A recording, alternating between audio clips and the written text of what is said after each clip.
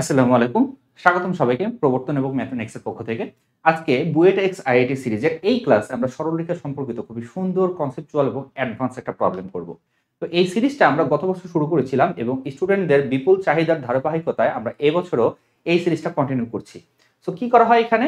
এখানে আমরা কিছু কনসেপচুয়াল প্রবলেম নিয়ে আলোচনা করি যেগুলো ল্যাক অফ কনসেপ্ট অথবা ল্যাক অফ প্রবলেম সলভিং স্কিলের কারণে স্টুডেন্টদের কাছে প্রথম দেখায় কঠিন মনে হয়। বাট এইখানে আমি একটা প্রবলেম দিয়েছি।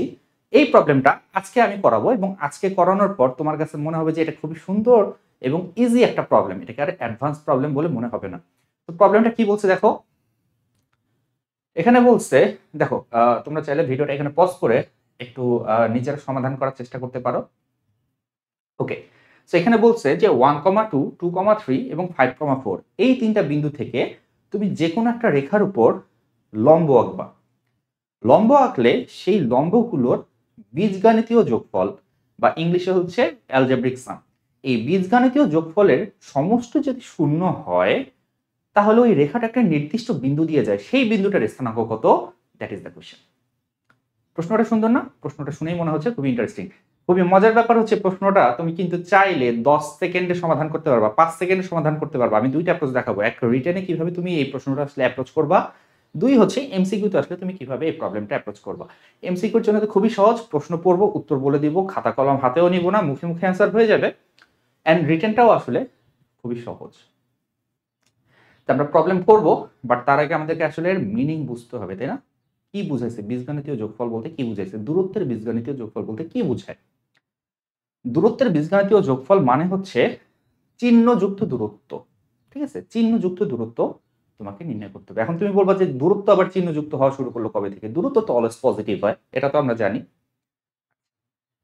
তুমি যদি একটা বিন্দু থেকে একটা রেখার লম্ব দূরত্ব নির্ণয়ের সূত্রটার প্রমাণটা যদি দেখো, তাহলে তুমি দেখবা যে দূরত্ব পজিটিভ হয়। পজিটিভ বানানোর জন্য লাস্ট লাইনে যে আমরা অ্যাবসলিউট ভ্যালু ইউজ করি, মডুলাস ইউজ করি। তো তুমি যদি মডুলাস ইউজ না করো তাহলে ওই দূরত্বটাই হবে চিহ্নযুক্ত। আচ্ছা, আমি আরেকটু ক্লিয়ারলি বলি তোমাকে, আরেকটু ক্লিয়ারলি বলি। যেমন ধরা যাক এটা হচ্ছে নির্দিষ্ট একটা রেখা, ঠিক আছে? এটা হচ্ছে নির্দিষ্ট একটা রেখা। ধরা যাক এখানে একটা বিন্দু আছে, এখানে একটা বিন্দু আছে এবং ধরা যাক এখানে একটা বিন্দু আছে। তো প্রথম বিন্দু থেকে তুমি লম্ব এঁকে দিলা, ধরা যাক দিস ইজ D1। এখান থেকে তুমি লম্ব আঁকলা, ধরা যাক দিস ইজ D2 এবং এখান থেকে তুমি লম্ব আঁকলা, দিস ইজ D3। ঘটনা হয়েছে দেখো, দুইটা বিন্দু রেখার এক সাইডে আর একটা বিন্দু রেখার অপর সাইডে, ঠিক আছে না? একটা রেখার দুই সাইডে একটা বিন্দু, আরেক সাইডে আরেকটা বিন্দু। তো এই দূরত্বগুলো চিহ্নযুক্ত মানে হচ্ছে এই সাইডের বিন্দুগুলো সেম সাইডে হওয়ার কারণে এই D1 এবং D2 এর চিহ্ন পজিটিভ আসবে বা নেগেটিভ আসবে, একই চিহ্ন আসবে। এখানে যে চিহ্নটা আসবে এখানে তার অপোজিট চিহ্নটা আসবে। এখানে প্লাস আসলে নিচেরটা মাইনাস হবে, নিচেরটা প্লাস আসলে উপরেরটা মাইনাস হবে। তো এইভাবে অ্যাকচুয়ালি চিহ্নযুক্ত দূরত্ব আমরা বের করতে পারি, ঠিক আছে? দূরত্ব অলওয়েজ পজিটিভ, ঠিক আছে, বাট যখন বলবো বীজগাণিতীয় সাম, অ্যালজেব্রিক সাম, তখন আমাদেরকে চিহ্ন কনসিডার করতে হবে। ওকে, সো তিনটা বিন্দু ধরে নেই। আচ্ছা, আমি এটা রিটেনের জন্য করাচ্ছি এবং আমি বলছি যে এমসিকিউতে এটা 5 সেকেন্ডের ভিতরে আমি করে দিব এবং যে বিন্দুটা আসবে সেই বিন্দুটা তোমাদের সবার পরিচিত একটা বিন্দু, সবাই তোমরা জানো এবং সবাই মুখে মুখে এটা করতে পারবা। বাট সেটা আমি এখন বলবো না, সেটা জানতে গেলে তোমাকে ভিডিওটা দেখতে হবে। ওকে, সো রিটেনে কিভাবে করব? ধরা যাক তিনটা বিন্দু আছে, একটা হচ্ছে 1,2, আরেকটা হচ্ছে 2,3, আরেকটা হচ্ছে 5,4। আমি অ্যাকচুয়ালি শিওর না যে দুইটা বিন্দুই এই রেখার সেম সাইডে আছে না ডিফারেন্ট সাইডে আছে, আমি শিওর না, আমি জাস্ট ধরছি র্যান্ডম, ঠিক আছে? এখন আমি চাইলে তিনটাকেও এক সাইডে ধরতে পারতাম, বাট তিনটাকে এক সাইডে ধরলে তিনটারই সেম চিহ্ন আসতো, হয় তিনটাই পজিটিভ হতো তাহলে তিনটাই নেগেটিভ হতো, যোগফল শূন্য হতো না। যোগফল শূন্য বানাইতে গেলে পজিটিভ এবং নেগেটিভের কম্বিনেশন লাগবে। এই জন্য আমি করছি কি, দুইটাকে উপরে একটাকে নিচে এইভাবে লিখছি, ঠিক আছে? নর্মালি এটাই হবে, দুইটা বিন্দু এক সাইডে হবে আরেকটা বিন্দু অপর সাইডে হবে, তাহলে অ্যালজেব্রিক সাম শূন্য হবে। বাট এই দুইটাই অ্যাকচুয়ালি সেম সাইডে আছে কিনা that is not sure. Okay, so আমাদের সূত্র কি জানা আছে বলো তো? সূত্র কি জানি আমরা?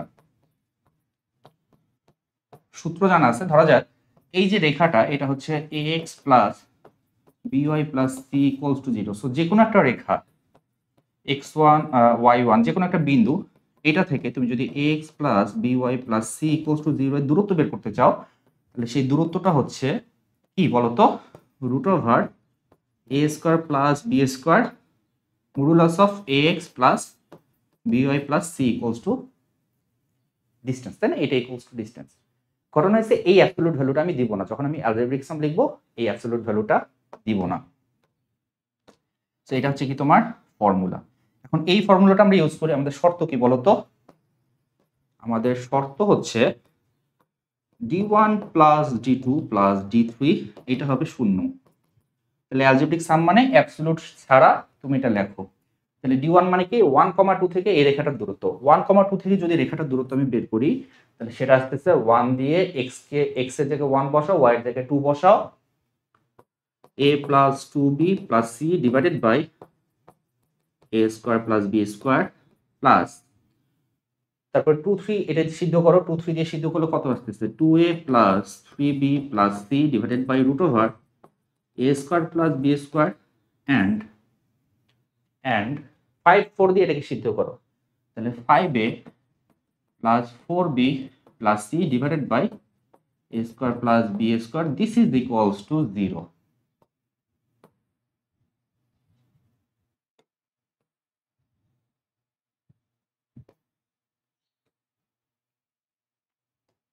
আচ্ছা, আমরা চাইলে উভয়পক্ষকে √a² b স্কোয়ার দিয়ে গুণ করতে পারি।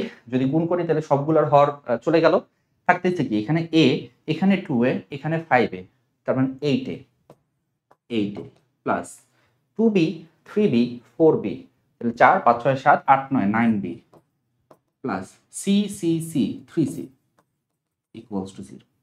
আমি যদি এটাকে 3 দিয়ে ভাগ করি, 3 দিয়ে ভাগ করব কেন? কারণ আমি একটু পর কম্পেয়ার করব, এবং কম্পেয়ার করার জন্য এখানে ধ্রুবপদ আছে c, আমি ধ্রুবপদটাকে শুধু c বানাবো, ঠিক আছে? তাহলে আমি a এবং b এর সহগ কম্পেয়ার করে x এবং y এর ভ্যালুটা বলে দিতে পারবো। সো এই জন্য 3 দিয়ে ভাগ করতেছি, এই যে সহগ হচ্ছে 3 দিয়ে ভাগ করতেছি। তো ভাগ করলে আসতেছে কত দেখো, 8 divided by 3a plus 3b plus c equals to 0। এখন আমরা একটু কম্পেয়ার করব। যদি আমি কম্পেয়ার করি তাহলে দেখো তো, এইখানে a এর সহগ হচ্ছে 8/3, এইখানে a এর সাথে আছে x, এখানে b এর সাথে আছে 3, এখানে b এর সাথে আছে y, এবং c তো ম্যাচ করে গেছে। তার মানে আমি বলতে পারি যে x এবং y এর ভ্যালুটা হবে যথাক্রমে 8/3, 3। কম্পেয়ার করে কি বলা যায়? কম্পেয়ার করে বলা যায় x, y এর ভ্যালুটা হচ্ছে 8/3, 3, এবং এইটাই সেই নির্দিষ্ট বিন্দু। তোমাকে যে নির্দিষ্ট বিন্দু দিয়ে রেখাটা পাস করবে বলা হচ্ছিল, এইটাই সেই নির্দিষ্ট বিন্দু। বিন্দুটা হচ্ছে 8/3, এখন আমি জানি যে এই কম্পেয়ারিং বিজনেসটা তোমাদের অনেকের পছন্দ না, তোমরা কম্পেয়ারিং জিনিসটা অনেকে নিতে পারো না এই কারণে, কারণ কম্পেয়ার করে আসলে আমরা অ্যান্সার বের করতে খুব বেশি অভ্যস্ত নই। আগের একটা অঙ্কে আমি কম্পেয়ার করে দেখেছিলাম, সেটা নিয়ে কিছু মানুষের কমপ্লেন ছিল। তো যাই হোক, তুমি যদি কম্পেয়ার না করো তাও এটা করা যায়, তোমাদের লেভেলে তোমাদের কনসেপ্ট দিয়ে এটা করা যায়। আরেকটু ক্যালকুলেশন করতে হবে। কিভাবে? দেখো, এইখান থেকে আমি চাইলে সি এর ভ্যালুটা বের করে নিতে পারি। সি এর ভ্যালুটা আমি বের করে নিতে পারি না? 8/3a প্লাস 3b, সি এর ভ্যালুটা বের করে নিলাম। এইখান থেকে সি এর ভ্যালুটা বের করলাম। সেই সি এর ভ্যালুটা আমি বসাবো এই সমীকরণে বসাবো, ঠিক আছে? আরেকটা সমীকরণ কি ছিল? ax plus by plus c equals to 0 ছিল না? এইখানে বসাও ax plus by minus 8/3 into a plus 3b is equals to 0। So তুমি যদি a কমন নাও তাহলে x minus 8/3 plus b common নিলে y minus 3 is equals to 0। So x minus 8/3 b বাই a y a দিয়ে ভাগ করে দিলাম। কিছুক্ষণের জন্য ধরে নাও যে b বাই a একটা কনস্ট্যান্ট। যদি b বাই a একটা কনস্ট্যান্ট হয় তাহলে এটাকে আমি লিখতে পারি x minus 8 divided by 3 plus k into y minus 3 is equals to 0। চেনা যায় নাকি বলো? আমি যদি বলি এটা প্রথম রেখা প্লাস k ইন্টু দ্বিতীয় রেখা, এখন তুমি বলবা হ্যাঁ ভাই চিনতে পারছি, প্রথম রেখা প্লাস কে ইন্টু দ্বিতীয় রেখা, এটা হচ্ছে দুইটা রেখার ছেদবিন্দুগামী রেখার সমীকরণ। তার মানে এই যে দুইটা রেখা, এদের ছেদবিন্দুগামী রেখাই হচ্ছে আমি লিখছি ছেদবিন্দুগামী রেখা, তাই তো? তাহলে এই যে দুইটা রেখার ছেদবিন্দু, সেই দুইটা ছেদবিন্দুই হচ্ছে তোমার সেই নির্দিষ্ট বিন্দু। তার মানে তুমি বলতে চাচ্ছ যে এই যে রেখাটা, এই রেখাটা x মাইনাস 8/3 ইকুয়ালস টু 0 এবং y minus 3 is equals to 0, এই দুইটা রেখার ছেদবিন্দুগামী। এখন এদেরকে তুমি যদি সমাধান করো, সমাধান করলে অ্যাকচুয়ালি x, y এর ভ্যালু আসে কত? 8/3, 3, সেটাই তো বের করছিলাম। কম্পেয়ার করে তো এটাই বের করছিলাম, শুরুতে তো এটাই বের করছিলাম। সো তুমি চাইলে এখানে স্টপ করে দিতে পারো, কম্পেয়ারিং করে এখানে অ্যান্সার বলে দিতে পারো, আর এতটুকু ক্যালকুলেশন এক্সট্রা দেখে তুমি এটা বলতে পারো। তো আমাদের যে নির্দিষ্ট রেখাটা, মানে রেখাটা যে নির্দিষ্ট বিন্দু দিয়ে যাবে, সেই নির্দিষ্ট বিন্দুটার কোঅর্ডিনেট হচ্ছে এইটা, and this is our answer. ঠিক আছে, এগুলো রিটেন পার্ট। এবার আমরা 5 সেকেন্ডে অ্যান্সার করব, এবং সেটার জন্য আমাদেরকে জানতে হবে একটা কি, আমাদেরকে জানতে হবে একটা কনসেপ্ট। এটা কনসেপ্ট জানতে হবে। খুবই সহজ, একবারে সহজ একটা জিনিস, এবং এটা জানার পর তোমার ভালো লাগবে। তিনটা বিন্দু দেওয়া আছে, বিন্দু তিনটা তো লিনিয়ার পয়েন্ট না, তিনটা বিন্দু লিনিয়ার না, একই রেখায় অবস্থিত না। একই রেখায় যদি অবস্থিত না হয়, তাহলে আমরা এদেরকে দিয়ে ত্রিভুজ গঠন করতে পারবো, করা যাবে। আমরা এই তিনটা বিন্দুকে ত্রিভুজের তিনটা শীর্ষ হিসাবে চিন্তা করি। একটা হচ্ছে 1,2, একটা হচ্ছে 1,2, একটা হচ্ছে 2,3, একটা হচ্ছে কত 5,4। ঠিক আছে, আচ্ছা ত্রিভুজ গঠন না করলেও কিন্তু সমস্যা নাই, ত্রিভুজ যে গঠন করতে হবে তা না। ত্রিভুজ গঠন না করে যদি তিনটা বিন্দু একটা সরল রেখার উপরে থাকে, তাহলে কিন্তু থিওরিটা প্রযোজ্য হবে। সো থিওরিটা কি? থিওরিটা হচ্ছে যে কোনো একটা রেখার কথা তুমি বলতেছো, তাই তো? যে কোনো একটা রেখা তুমি করলা কি, এই ত্রিভুজের প্রথম শীর্ষ থেকে রেখার উপরে লম্ব এঁকে দিলা, ধরো যাক সেটা D1। এইখান থেকে তুমি লম্ব এঁকে দিলা দ্বিতীয়, ওই রেখাটার উপর লম্ব এঁকে দিলা, ধরা যাক সেই দ্বিতীয় দূরত্ব হচ্ছে D2, এবং এখান থেকে তুমি আরেকটা লম্ব আঁকলা, ধরা যাক সেই তৃতীয় দূরত্বটা হচ্ছে D3। প্রশ্নে বলা হয়েছে যে D1, D2, D3 এদের অ্যালজেব্রিক সাম, অর্থাৎ চিহ্নযুক্ত সমষ্টি 0 হবে। তো D1 plus D2 plus D3 equals to 0। যদি এরকম হয়, তাহলে রেখাটি হবে ভর কেন্দ্রগামী। কি বললাম? তোমার সামনে যদি এরকম কেস চলে আসে যে একটা ত্রিভুজের তিনটা শীর্ষ দেওয়া আছে, এবং তিনটা শীর্ষ থেকে যে কোনো একটা রেখার উপর তুমি লম্ব আঁকছো, এবং সেই লম্ব দূরত্বগুলার অ্যালজেব্রিক সাম 0 হয়ে গেছে, যদি এই কন্ডিশনগুলো স্যাটিসফাই করে, তাহলে তোমার যে রেখাটার কথা তুমি বলতেছো, সেই রেখাটা ভরকেন্দ্র দিয়ে অতিক্রম করে, এবং সেই ভরকেন্দ্রটা হচ্ছে জি। এখন জি এর স্থানাঙ্ক আমরা সবাই জানি, তাই তো? সো রেখাটা যেহেতু অবশ্যই ভরকেন্দ্রগামী হবে, সো এখানে আমাকে বলছে যে রেখাটা সবসময় কোন বিন্দু দিয়ে অতিক্রম করবে, রেখাটা সবসময় ভরকেন্দ্র দিয়ে অতিক্রম করবে। ত্রিভুজে তিন শীর্ষ জানা থাকলে ভরকেন্দ্র বের করা সহজ। ভরকেন্দ্র কত? ভরকেন্দ্র হচ্ছে 1 + 2 + 5 ভুজের গড়,